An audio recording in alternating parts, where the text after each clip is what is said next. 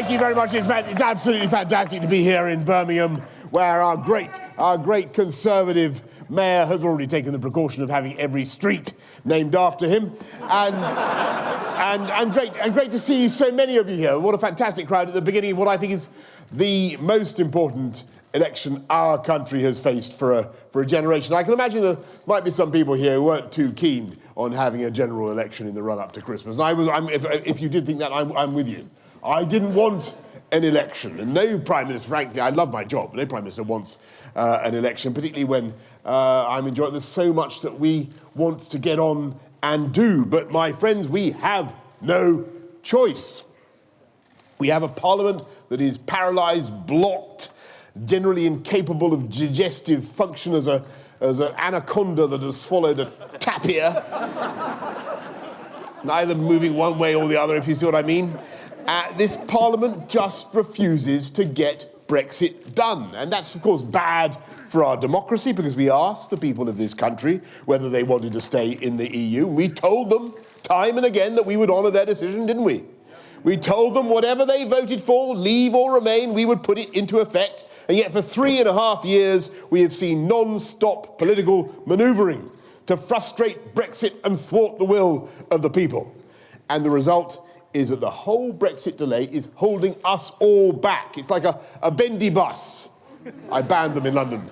A bendy bus jackknifed on a yellow box junction. Nobody can get round it. It's blocking the traffic in every direction. And the uncertainty and the delay are bad for the country, because people need to plan, they need to make investments, to hire new employees, to buy new homes.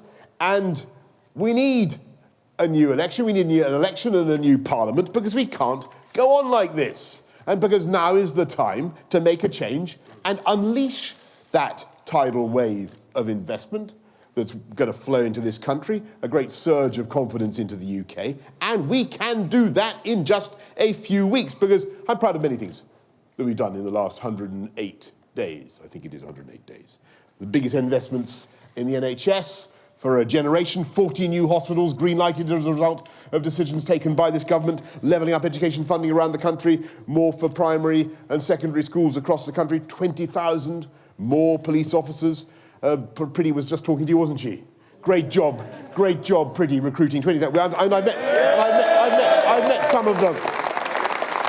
I'm proud to say I've already met some of the recruits. Gigabit broadband, 8 years ahead of schedule, sprouting through every orifice, every home, like a kind of very informative vermicelli. I don't know what gigabit broadband is. It's going to be fantastic for our country. We're going to have an infrastructure revolution across the UK. I'm proud of many, many things that we're doing. But most of all, I'm proud of our deal. The deal that they said was impossible, the deal they said we couldn't do, and it's a great deal. I've heard some people in the last few days trying to attack our deal.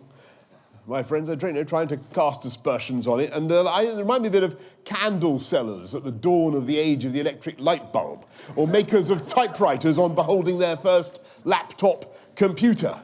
They have a terrible sense that they're about to lose their market, because this deal delivers everything that I campaigned for Brexit. We take back control of our money so we can spend millions more every week on the NHS or whatever priorities we want, hundreds of millions. We can take back control of our borders with an Australian-style points-based system so we can bring in people, whether they're scientists or agricultural workers that this country needs, but we can control it. We can take back control of our laws so we can do things in our own way, do things differently and better when we choose, from free ports to free trade deals, from banning the cruel live shipment of animals to cutting VAT on tampons. We can do things differently in the UK. And under this deal, the crucial thing is the whole of the UK comes out of the EU, England, Scotland, Wales, Northern Ireland, whole, entire and perfect. And this deal is ready to go.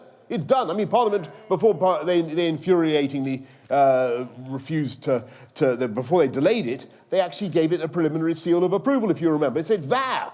You just whack it in the microwave.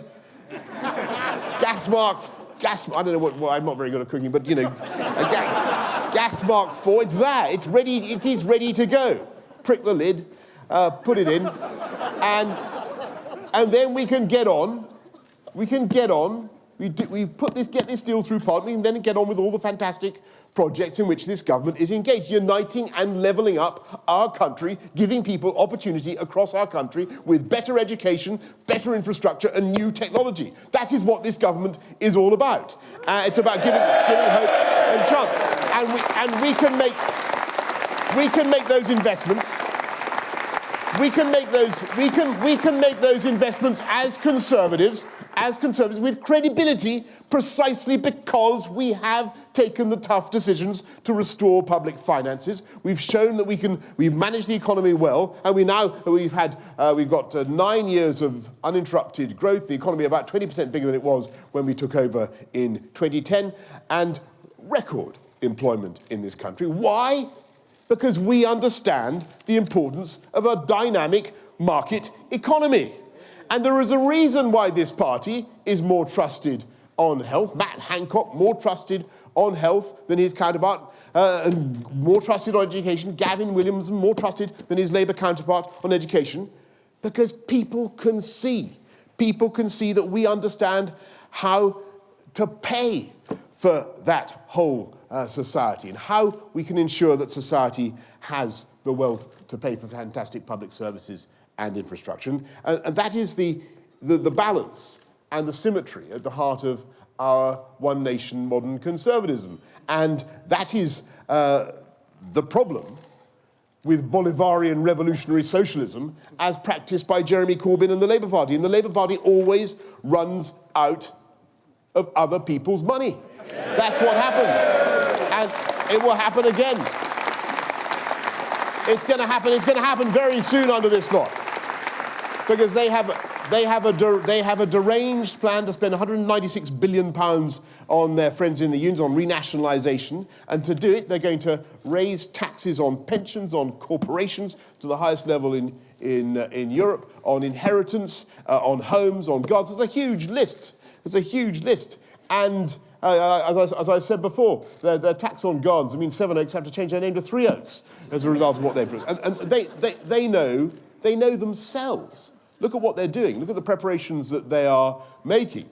They know that their policies for the economy are ruinous, because John McDonnell, remember John McDonnell? He was the guy who was sacked by Ken Livingstone, for preparing a fictitious budget for the GLC.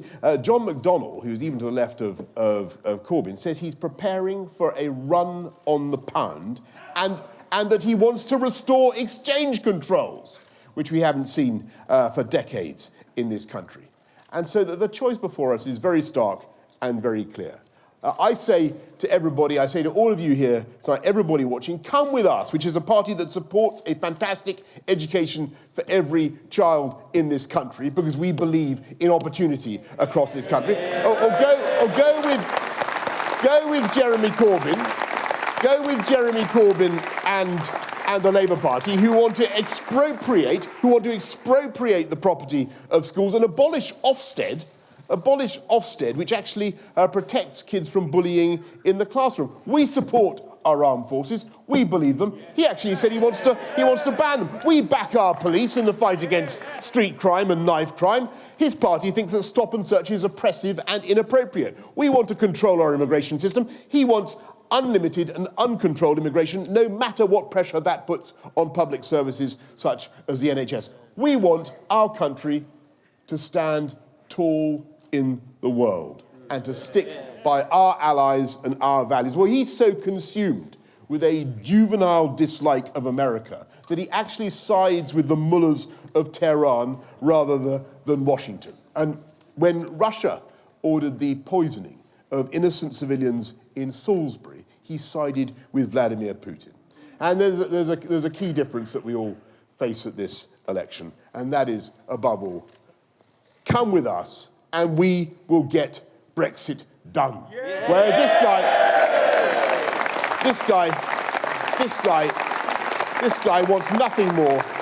This guy wants nothing more than dither and delay. He wants a referendum on Scotland because he's told the Scot Nats that he's happy to break up the union if they sustain him in power. And of course, he wants another referendum on the EU. Unbelievable. I mean, he said tonight he wants to have another extension so that he can have another negotiation. But it's not at all clear what he wants to achieve in this negotiation. Does anybody know what he wants to achieve?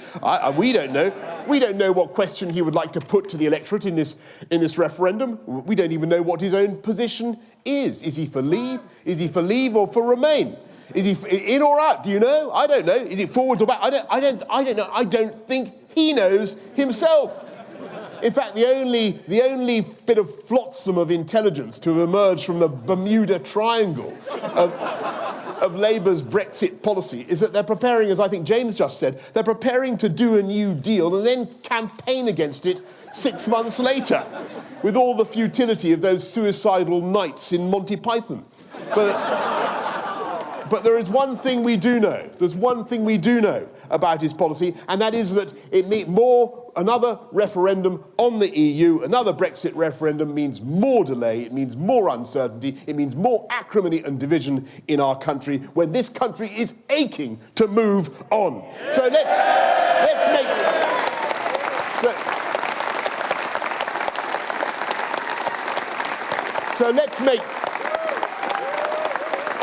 let's make next year the year of prosperity and growth. Prosperity and growth, not the year of two chaotic referendums. And if I come back with a working majority in Parliament, then I will get Parliament working for you. And on day one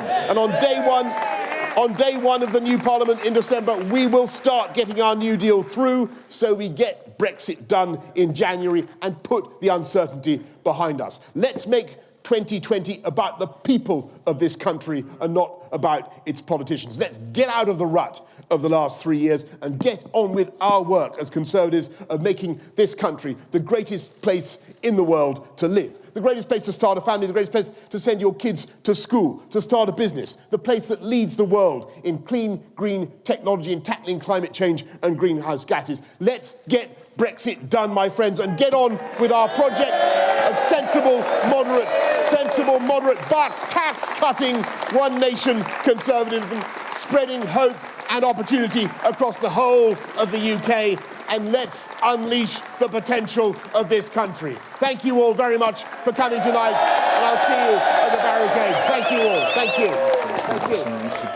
Thank you.